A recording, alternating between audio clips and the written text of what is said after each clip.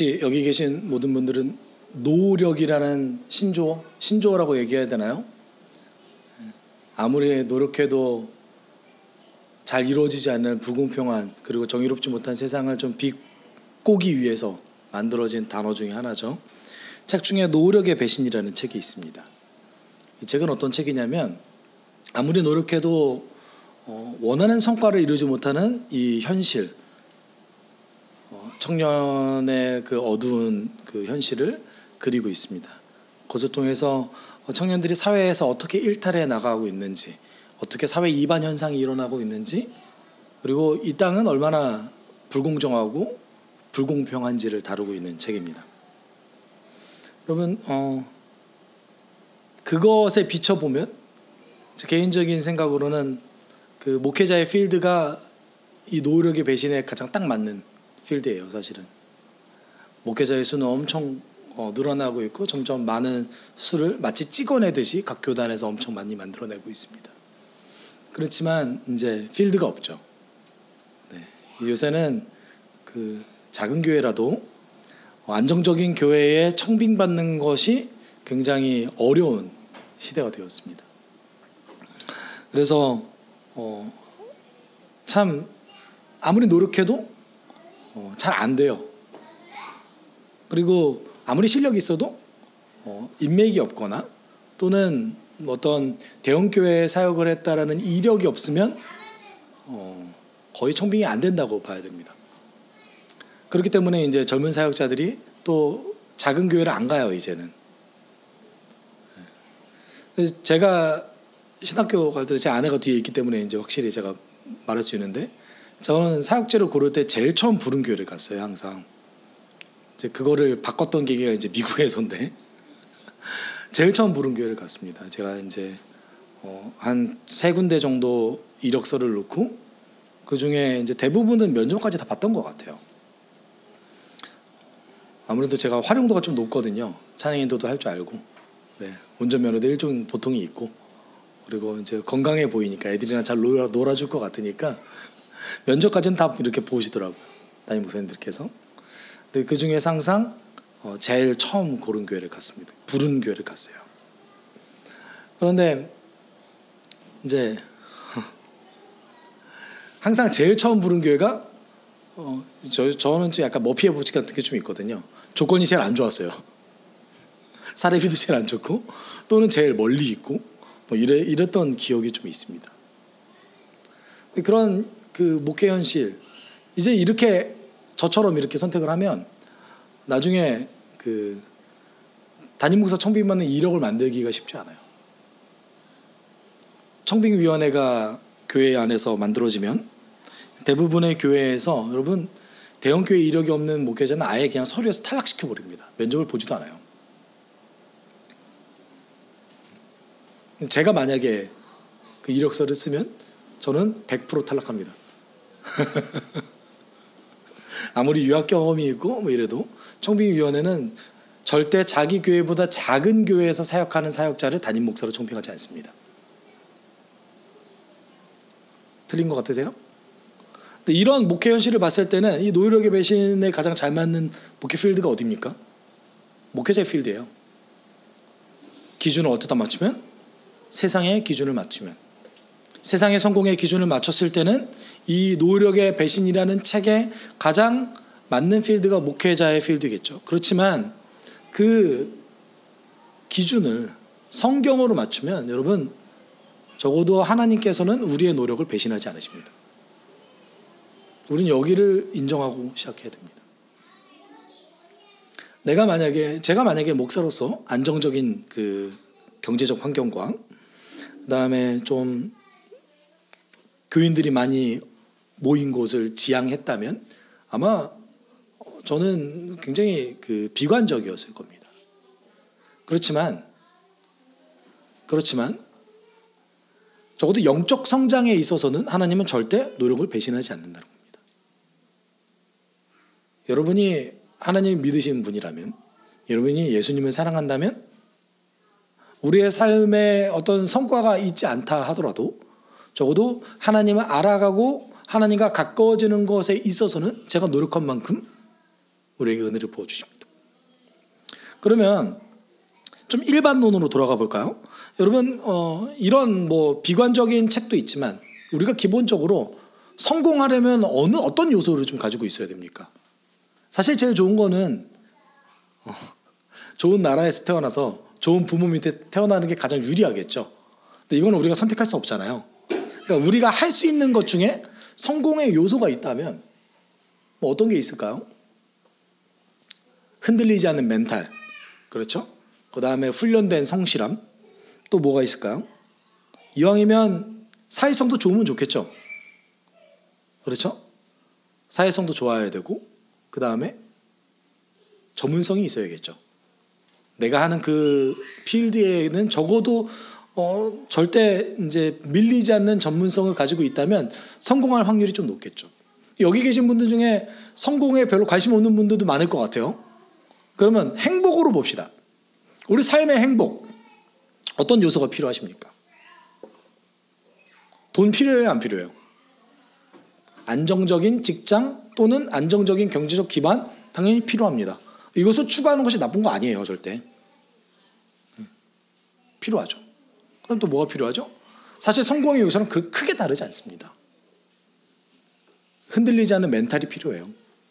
그리고 내 주변 사람들과 관계를 유지하기 위한 일정 부분에 희생하려고 하는 마음도 필요합니다.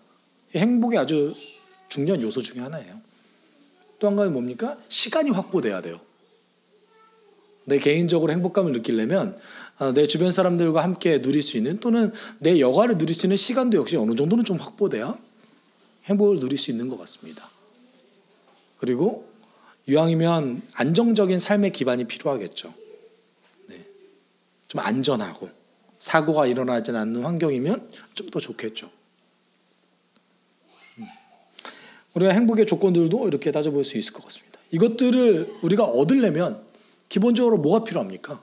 당연히 내 삶 속에서 노력이 필요해요. 내가 하고 싶은 것만 하는 사람이 강한 정신력을 얻을 수 있습니까? 내가 하고 싶은 대로만 살려고 하는 사람이 전문성을 얻을 수 있습니까? 또는 내 뜻대로만 살려고 하는 사람이 어떤 노력도 하지 않고 사회성을 얻을 수 있습니까? 희생하려고 하는 마음을 얻을 수 있을까요? 또는 아주 좋은 친구와 가족을 얻을 수 있을까요? 아니요, 그렇지 않습니다. 우리 삶은 노력이 필요합니다, 사실은. 그러면 영적 성장에는 어떤 것이 필요할까요?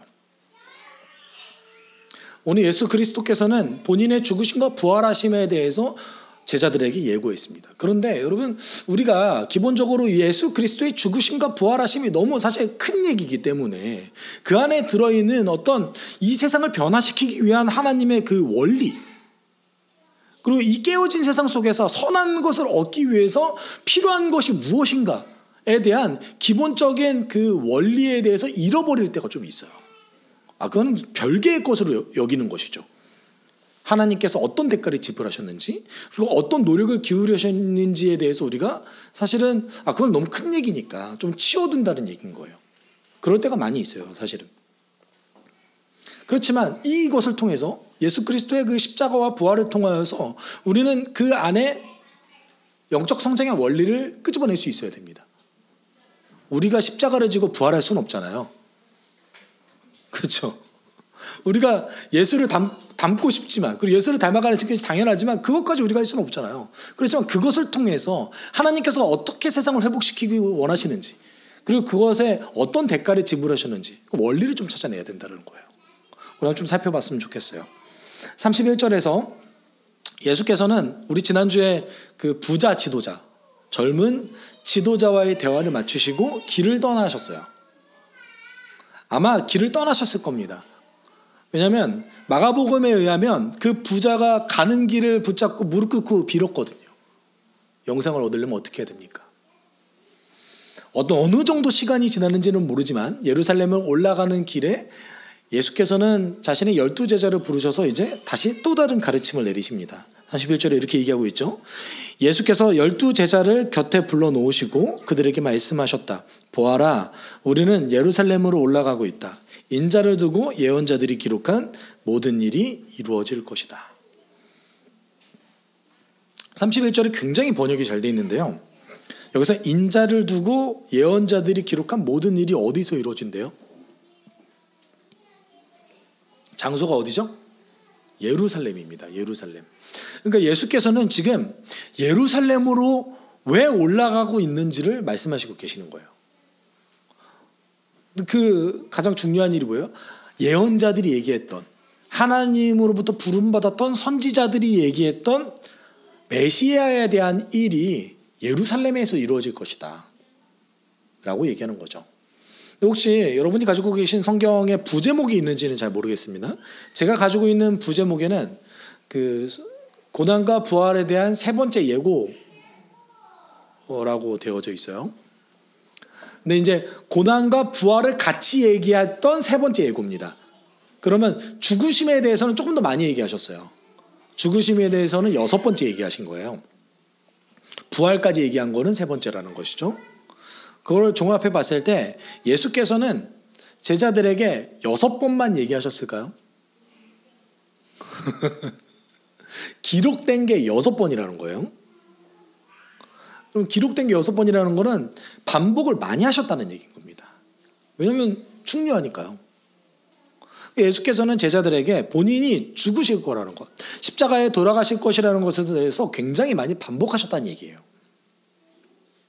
그럼 제자들이 귀에 못 박히게 들었겠죠. 그럼 이 말을 이해 못한다는 게 말이 되나요? 오늘 본문 속에서 우리는 이 제자들 왜 이렇게 멍청해? 이게 아니라 제자들이 도대체 뭘 놓쳤는가? 이것도 좀 살펴봐야 돼요. 그러면 예루살렘에서 어떤 일이 이루어집니까? 32절, 33절에서 아주 구체적으로 얘기하고 계시는데 32절에 이렇게 얘기하고 있어요. 인자가 이방 사람들에게 넘어가고 조롱을 받고 모욕을 당하고 침뱉음을 당할 것이다. 자, 여기서 질문 하나 드릴게요. 예수님께서 십자가에 죽으셨어요.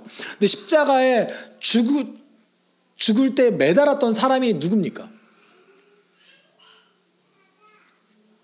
빌라도가 매달았죠. 그러면 예수님을 죽인 사람은 빌라도입니까? 유대인입니까? 유대인이 죽였을까요? 빌라도가 죽였을까요? 베드로가 사도행전 3장 15절에 의하면 유대인도 책임도 있고 빌라도도 책임이 있다, 이렇게 둘 다 얘기하는데, 근데 우리가 이제 돌아가는 정황을 봤을 때는 정말 예수를 죽이고 싶었던 사람들은 누구였어요?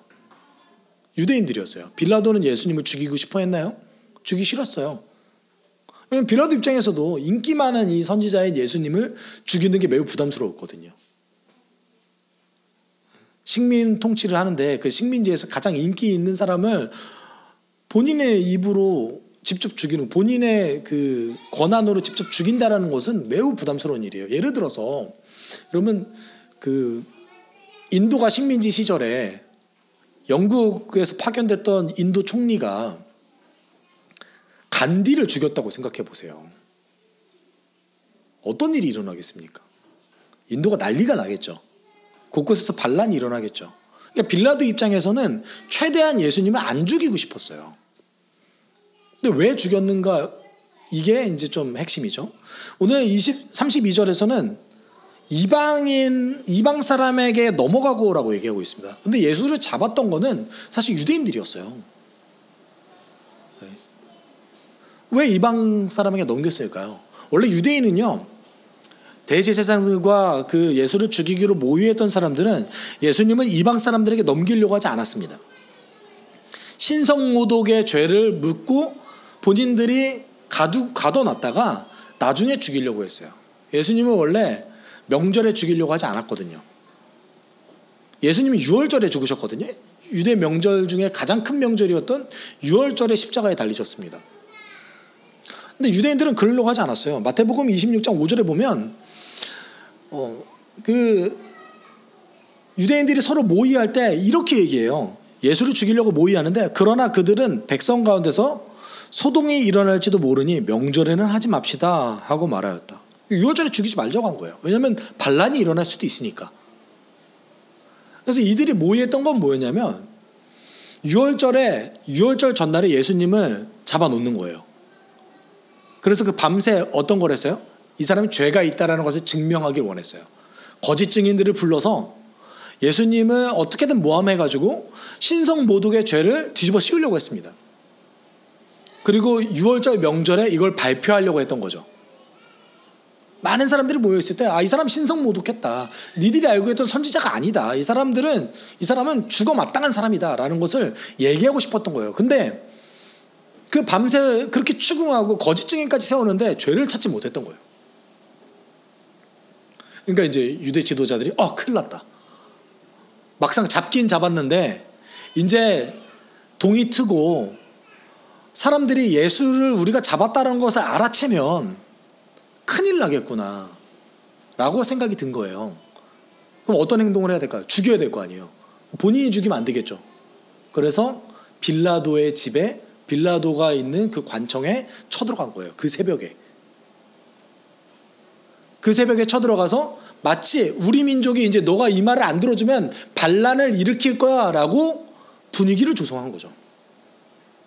빌라도가 괜히 예수님을 죽이고 싶어 하지 않았던 게 아니에요. 빌라도는 예수님 죽이기 싫어했어요. 그런데 둘 중에 하나를 선택하게끔 몰아갔던 거죠. 너 인기 많은 이 선지자를 너가 스스로 죽일래? 아니면 우리 이 유대민족 지도자가 주도적으로 반란을 일으키길 원해? 우리를 선택할래? 예수를 선택할래? 둘 중에 하나 선택해. 이렇게 얘기했던 거예요. 이렇게 몰아갔던 거예요. 결국 빌라도가 선택한 건 뭐였습니까? 예수님을 죽이기로 선택하고 유대 지도자들과 이제 정치적 야합을 했던 그 상황인 거예요. 결론적으로는 유대인들이 몰아갔지만 빌라도는 버티면 되는 거였어요, 사실. 그냥 뚝심 있게 그래 그러면은 하루만 딜레이 하자 이러면 되는 거였어요. 근데 빌라도가 이거를 못했던 거죠. 왜냐하면 로마 정부에서 유대 민족 한 번만 더 반란 일으키면 너 총독에서 끌어내릴 거야 라는 문서가 도착했었거든요. 이거를 이용해서 유대 지도자들이 예수를 어떻게든 죽이게끔 하는 거죠. 근데 놀라운 사실은 하나님의 계획은 6월절에 예수께서 죽으시는 게 하나님의 계획이었어요. 하나님 계획대로 된 거죠. 여러분, 이 과정을 통하여서 예수님이 또 사형이 결정됐어요. 또 어떤 일을 겪으셨죠? 모욕당하시고 32절에 보면 조롱받고 침뱉음을 당할 것이다 라고 얘기하고 있습니다. 32절은 이제 여기에서 나오는 모든 단어들이 어떤 뉘앙스를 가지고 있었냐면 의인이 억울하게 모욕받는 것을 묘사할 때 쓰는 단어들이 여기에 들어가 있어요. 특별히 이제 모욕을 당한다는 단어는 거의 그때만 쓰여지는 단어예요. 억울하게 모욕을 당하는 거죠. 그 다음에 33절에 뭐라고 얘기합니까? 그들은 채찍질한 뒤에 그를 죽일 것이다. 그러나 그는 사흘이 되는 날에 살아날 것이다. 여러분, 예수께서 채찍질을 당하셨죠.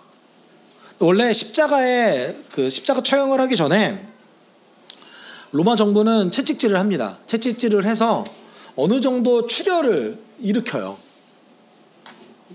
그냥 어느 정도까지는 아니고 상당한 출혈을 일으킵니다. 근데 그 기준이 어떤 거냐면 보통 십자가를 언덕에다 달거든요.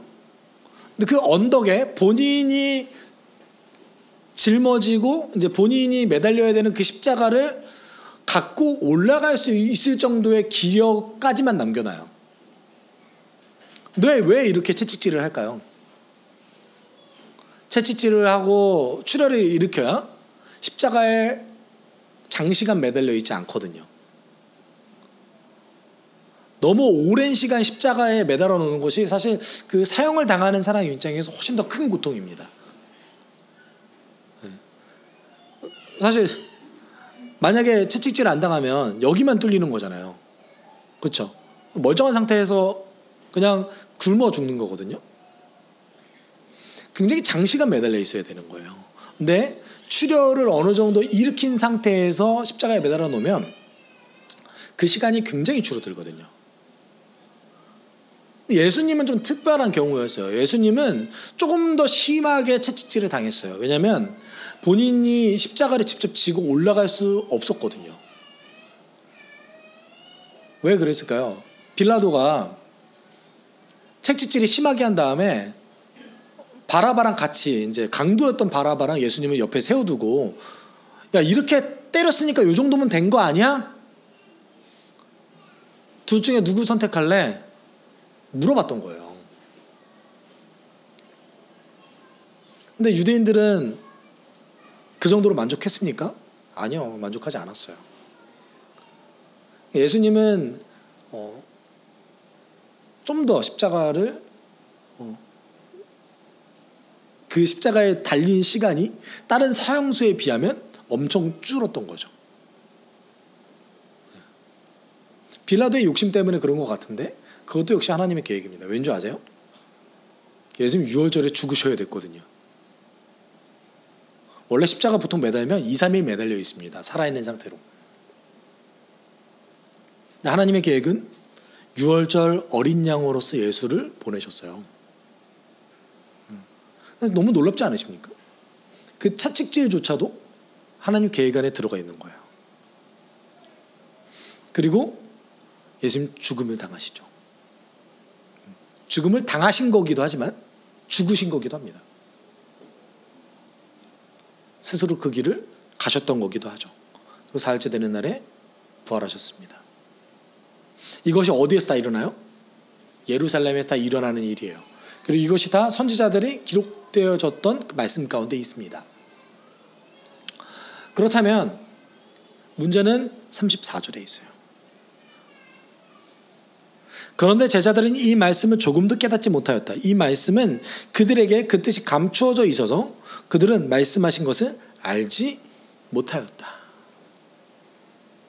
여러분, 우리가 상식적으로 생각해 봤을 때 예수께서는 본인이 죽으실 것이라는 것을 여러 번 얘기하셨어요. 근데 그것을 이해 못한다는 게 말이 되나요? 제자들이 어떤 것을 몰랐냐면 제자들은 지금 예수 그리스도의 죽으심과 부활하심, 고난당하심과 다시 살아나심이 하나님의 계획과 어떤 연결성이 있는지를 이해하지 못했던 거예요. 예수께서 죽으신다라는 것이 이해가 안 되는 게 아니에요. 그거야 그냥 받아들이면 그만이죠. 그런데 어떤 게 이해가 안 되는 거예요? 이게 도대체 하나님의 계획과 무슨 관련이 있지?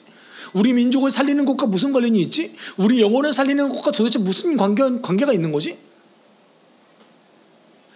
우리가 알고 있는 메시아가 해야 될 일들과 예수 그리스도의 죽으심과 부활하시면 도대체 뭔 관계가 있는 거지? 여기에서 막힌 거예요.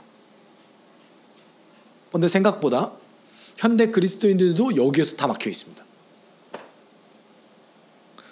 우리는 그냥 명제로서 예수님의 죽으심과 부활하심은 하나님께서 나를 살리시기 위한 것이지 이게 그대로 그냥 납득이 다 되세요? 왜 굳이? 라는 생각 안 드세요? 너무 다들 믿음이 좋으셔서 그냥 그럼 하나님 그러시겠다는데 이러신 겁니까 혹시? 저는 너무 심각하게 이해가 안 됐어요. 아니 왜? 다른 방법이 없었을까? 왜 굳이 하나님이신 예수께서 죽으셔야 됐지? 그리고 다시 부활하실 건데 왜 죽으셔야 돼? 이런 질문 안 드세요? 여러분 십자가와 부활을 하나님의 계획과 어떻게 매칭시키실 겁니까? 어렵지 않으세요? 근데 우리가 이걸 좀 단순화시킬 필요성이 좀 있습니다. 이 안에 이 깨어진 세상을 회복시키기 위한 하나님의 원리가 들어가 있는 거예요. 원리가.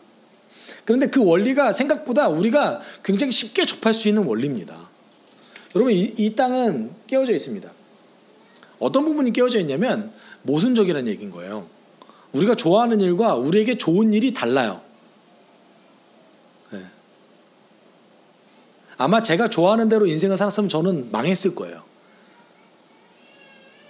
네? 여러분 내가 어떤 성과를 얻기 위해서 우리는 반드시 뭔가 대가를 지불하는 삶을 살아갑니다. 대가를 지불하지 않고서는 우리는 어떤 긍정적인 것도 얻을 수 없어요.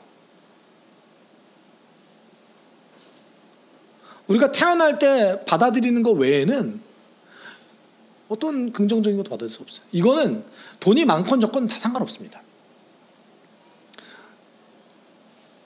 여러분, 세상에 내가 원하는 대로 살 수 있는 사람이 있을 것 같으세요?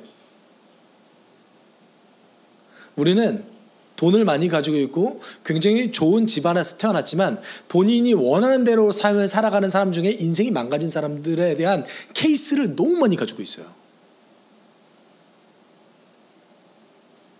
또는 본인의 삶 가운데 갑자기 돈이 많아져서 망가진 사람들의 케이스도 굉장히 많이 가지고 있습니다. 로또 당첨자 중에서 나중에 인생이 긍정적으로 된 사람이 더 많습니까? 부정적으로 된 사람이 더 많습니까?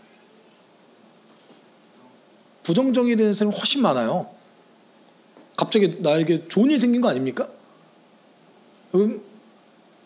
1등 당첨 안 되실래요? 너무 좋잖아요. 아, 싫은가? 나만 좋나? 저 상상만 해도 너무 좋은 거예요. 근데 그 좋은 일을 겪은 사람 중에 나중에 인생이 망가진 사람이 훨씬 많다라는 거예요. 왜요? 갑자기 대가를 지불하지 않은 뭔가를 받았기 때문에요. 여러분, 우리의 인생은 뭔가 대가를 지불해야지만 굉장히 좋은 걸 얻을 수 있는 삶을 살아가고 있어요. 이게 모순적이라는 거예요. 이 자체가 깨어졌다라는 증거입니다. 심지어 내 자식을 사랑하는 것도 내가 대가를 지불해야지만 사랑할 수 있어요.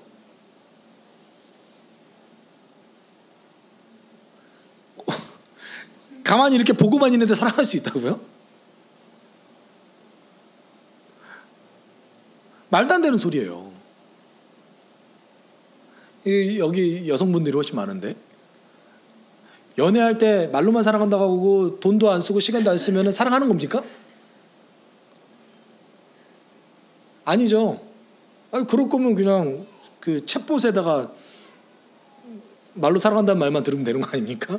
똑같은 거죠 뭐. 뭔가 대가를 지불해야지만 우리는 뭔가를 얻을 수 있어요. 이 원리대로 하나님께서 하신 거예요. 이 세상을, 이 깨어진 세상을 회복시키기 위해서 도대체 어떤 대가를 지불해야 되는 겁니까? 오직 한 가지밖에 없었던 거예요. 뭐예요? 하나님 본인 스스로가 희생하는 것 외에는 대가를 지불하는 방법이 없었던 거예요. 예수께서 그 대가를 지불한 거예요. 대가를 지불한 다음에 이것을 어떻게 회복하고 어떤 영광이 앞으로 있을 것이라는 걸 모범을 보이기 위해서 부활하신 것이죠. 우리는 이 원리를 잃어버릴 때가 굉장히 많습니다. 마치 하나님의 은혜가 갑자기 이렇게 툭 떨어져서 그냥 교회 다니면 내가 되겠지, 되겠거니 이렇게 신앙생활 하시는 분이 너무 많아요. 근데 우리가 십자가의 죽으심과 부활하심의 원리를 통하여서 대가성의 원리, 희생의 원리를 우리는 찾아내야 돼요. 우리의 죄를 깨끗하게 하기 위해서, 이 세상을 회복시키기 위해서 하나님께서는 어마어마한 대가를 지불하셨다는 거예요. 그러면 우리는 그거의 수혜자죠. 근데 우리의 삶의 원리 가운데서도 우리가 십자가를 질 수는 없지만 우리의 삶의 원리 가운데서도 그 희생의 원리가 작용한다는 겁니다. 저는 사도행전에 있는 그 사도들이 사실 좀 미친 줄 알았어요. 이 사람들이 미쳤나? 왜 그런 생각을 했냐면 5장 40절 41절에 이런 대목이 있거든요. 그리하여 그들은 사도들을 불러다가 때린 뒤 예수의 이름으로 말하지 말라고 명령하고서 놓아주었다. 사도들은 예수의 이름 때문에 모욕을 당할 수 있는 자격을 얻게 된 것을 기뻐하면서 공회에 물러났다. 이게 말이 됩니까? 미친 거 아니에요? 맞았는데 기쁘대요. 저는 이 사도행전의 말씀을 읽자마자 이게 가능한지 그런 걸 떠나서 이상한 거 아닌가? 왜 맞았는데 기뻐요? 여러분, 세상 모든 사람 중에서 맞는 거 좋아하는 사람이 어디 있습니까? 있을 수 있나? 그러니까 정상적인 생각을 갖고 있는 사람 중에서는 맞는 거 좋아하는 사람이 어디 있어요? 고통스러운 걸 좋아하는 사람이 어디 있어요? 그럼 제자들이 갑자기 막 미쳐서 이런 걸까요? 제자들이 그 은혜를 깨달았기 때문에 이제서야 이해한 거예요. 그 대가성의 원리를 이제서야 이해한 거예요. 오늘 본문 속에서 제자들 이해 못했잖아요. 근데 예수 그리스도의 은혜를 경험하고 성령이 임하자 그들이 이해하기 시작한 거예요. 뭘 이해했냐면 내가 대가를 지불했을 때 하나님께서 더 좋은 걸 주신다는 걸 이해했던 거예요. 뭐라고 얘기합니까? 예수의 이름 때문에 모욕을 당할 수 있는 뭐를 얻었다고요? 자격을 얻은 것을 기뻐했다고요. 맞는 게 기쁜 게 아니었던 거예요. 아, 내가 예수를 위해서 살아갈 수 있는 자격을 얻었구나. 이게 기뻤던 거예요. 어떻게 사람이 맞는 게 기쁩니까? 사도들도 맞는 거 싫어했어요. 사도들도 감옥에 갇히는 거 싫어했어요. 그래서 베드로가 어떻게든 감옥에서 풀려나기 위해서 기도하지 않습니까? 그리고 성도들도 함께 통성으로 기도하지 않습니까? 그런데 뭘 기뻐한 거예요? 내가 이 자격을 얻었구나. 아, 내가 대가를 지불했을 때 나에게 더 큰 영광이 있구나.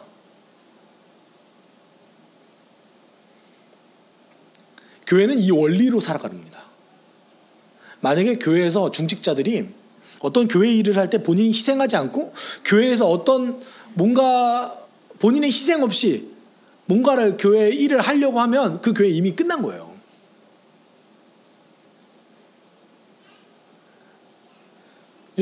교회 중직자들은 여기서 이꼴 붙이고 뭐라고 써야 되냐면 희생하는 사람 이렇게 써야 되는 거예요. 목사는 그 위에 최정점에 있는 사람입니다. 혹시 여러분들 가운데 나중에 이사를 가시거나 교회로 옮겨야 되는 뭐 사정이 생기셨을 때 절대 이런 교회를 가지 마세요. 자기 자랑하거나 교회 건물을 자랑하거나 그런 교회는 절대 가면 안 돼요. 목사 입에서 그 나온 것 자체가 이미 끝난 거예요. 거기서.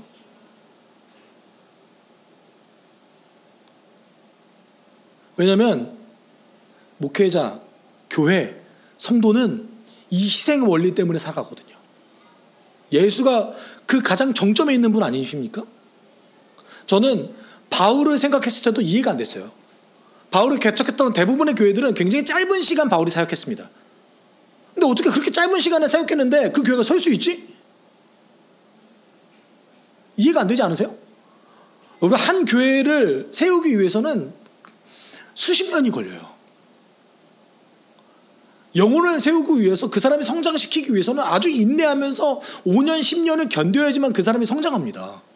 근데 어떻게 바울이 세웠던 교회들이 이게 가능하지? 여러 교회를 개척했음에도 불구하고 어떻게 든든히 설 수 있지? 전 잘 이해가 안 됐었어요. 근데 사도행전을 자세히 보시면 이해할 수 있어요. 바울이 어떤 희생을 했는지, 바울이 희생을 받던, 바울의 복음을 들었던 그 사람들이 바울의 모습을 보고 든든히 설 수 있었던 거예요. 바울이 전도 여행을 하는 내용에 대해서 사도행전 14장에 이렇게 얘기합니다. 그때 어떤 일이 있었냐면, 그런데 유대 사람들이 안디옥과 이고니온에서 거기로 몰려와서 군중들을 설득하고 바울을 돌로 쳤다. 그들은 바울이 죽은 줄 알고 그를 성 밖으로 끌어냈다. 그러나 제자들이 바울을 둘러섰을 때 그는 일어나서 성 안으로 들어갔다. 이튿날 그는 바나바와 함께 더베로 떠났다. 바울이 죽기까지 맞았어요. 그래서 바울을 죽이려고 했던 사람들이 이제 바울이 죽었구나라고 생각해서 성 밖으로 끌어냈습니다. 근데 바울이 아주 다행스럽게 살아났어요. 근데 다쳤을 거 아니에요. 그러면은 회복해야 될 거 아닙니까? 근데 바울이 언제 떠났대요? 이튿날 더베로 갔어요. 그러면 이게 지금 바울을 죽이려고 하는 사람들이 이 도시에 많으니까 도망갔구나 생각할 수 있잖아요. 그렇죠? 도망가서 쉬었겠거니 우리 입장에서는 그렇지 않습니까? 저였으면 그랬을 것 같아요. 그런데 바울은 도망간 게 아니었어요. 바울과 바나바는 그 성에서 복음을 전하여 많은 제자들을 얻은 뒤에 루스드라와 이그니온과 안디옥으로 되돌아갔다. 바울이 이튿날에 뭐하러 간 거예요? 복음 전하러 간 거예요. 죽기까지 맞았는데 그 다음 날에 복음 전하러 갔어요. 그리고 그곳에서 제자들을 많이 얻은 다음에 자기를 죽이려고 하는 사람들이 수두룩한 이그니온으로 다시 갔어요. 왜요? 바울이 개척한 교회에 바울이 전해야 될 메시지가 하나 있었거든요.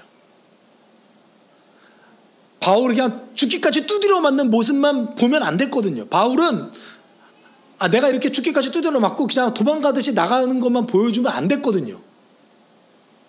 그래서 바울이 이 메시지를 전하기 위해서 얘기했어요. 함께 읽어볼까요? 시작. 그들은 제자들의 마음을 굳세게 해주고 믿음을 지키라고 권하였다. 그리고 또 이렇게 말하였다. 우리가 하나님 나라에 들어가려면 반드시 많은 환난을 겪어야 한다. 바울이 이 메시지 전하려고 자기를 죽이려고 모였던 사람들이 수두룩한 그 도시로 다시 들어간 거예요. 바울이 세웠던 교회들이 왜 굳건하게 설 수 있었을까요? 이 희생의 원리를 보여줬어요. 바울은 몸소.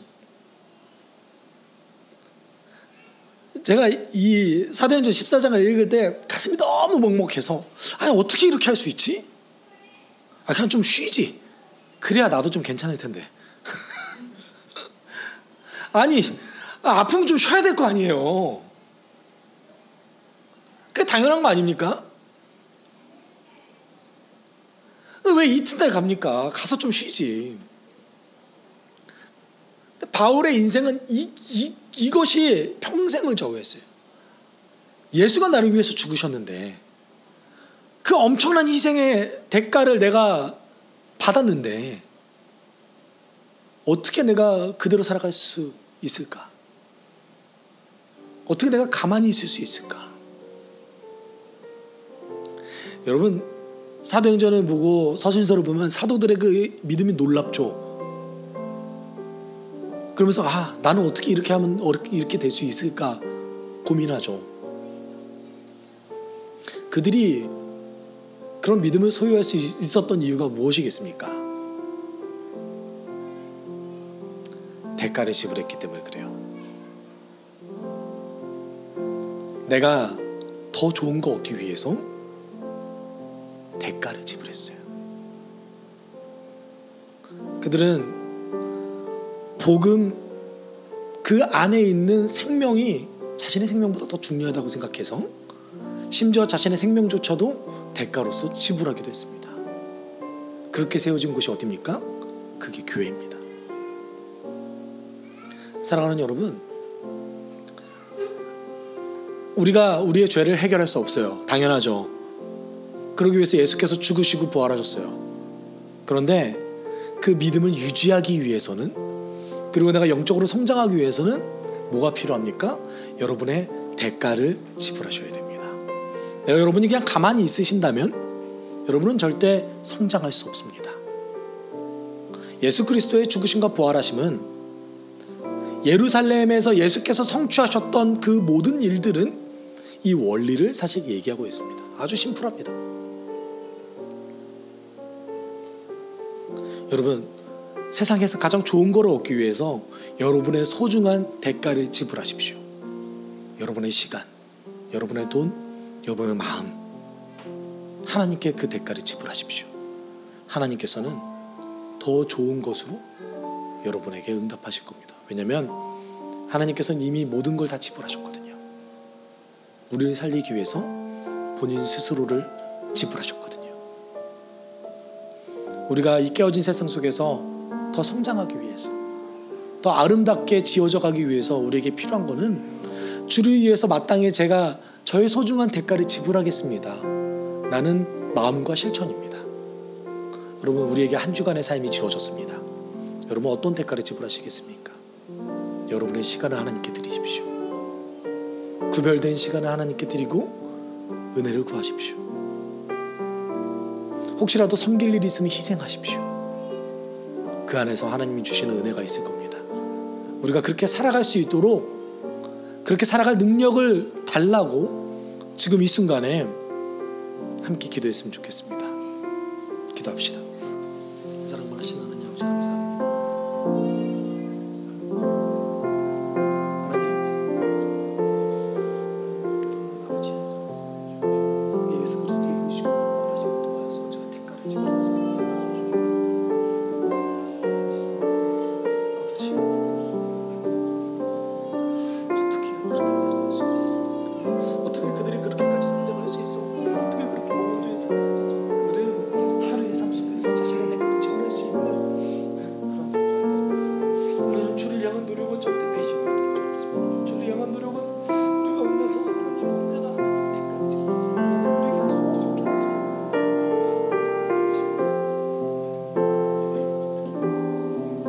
어떻게 생각합니까? 하나님 주를 향한 노력은 절대 배신으로 되지 않습니다. 내가 예수를 닮아가려고 했을 때 내 희생의 대가를 지불하지 않고서는 절대 예수를 닮아가지 않는다는 것을 우리는 기억해야 됩니다. 하나님 내 대가를 지불하고 내 소중한 것을 지불하고 내 시간을 지불하고 하나님 내 돈을 하나님께 기꺼이 내가 예수를 닮기 위해서 지불했을 때 하나님께서 우리에게 더 소중하고 더 좋은 선물을 인도해 주실 줄 믿습니다. 하나님 예수를 따라간다는 것이 얼마나 복되고 예수를 따라간다는 것이 내 삶 가운데 얼마나 복되고 귀하고 행복합니까? 하나님 주님께서 우리를 이끌어가시는데 놀라운 일들이 얼마나 중요하고 힘든 일입니까? 아버지께서 우리를 인도해 주시고 살려주시고 감사드립니다. 아버지 지켜주셔서 새로운 일들이 일어날 수 있게 주님 도와주십시오. 하나님 예수 교회 가운데 성장이 있게 주님 도와주십시오. 예수 교회 가운데 하나님의 능력이 일어나서 기꺼이 이 교회를 위해서 하나님 주의 복을 위해서 대가를 지불할 수 있는 성도들이 길러질 수 있는 그런 교회 될 수 있게 주님 도와주십시오. 하나님 십자가의 그 원리가 이 교회를 지배하길 원합니다. 섬김의 원리와 희생의 원리 하나님 그 원리가 이 교회를 지배하길 원합니다. 채워주십시오. 해주십시오. 주님을 보기를 소원합니다.